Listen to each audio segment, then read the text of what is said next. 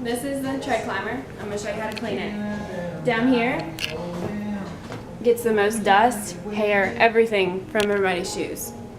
So make sure you clean it good. You kind of have to go in between the cracks here.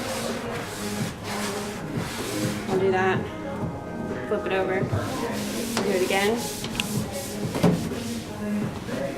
And with the sunlight coming in, it can show dust very easily. So you're going to make sure you get all the dust so it looks presentable. So hopefully we can be a 5-star gym, fitness center. So we clean the railings.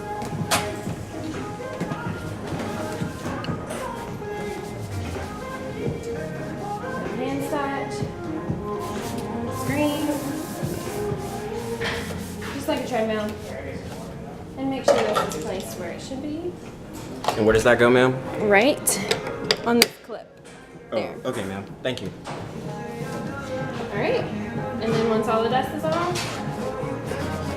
you can come to the front and dust that part, and then you're good to go. Thank you. Thank you.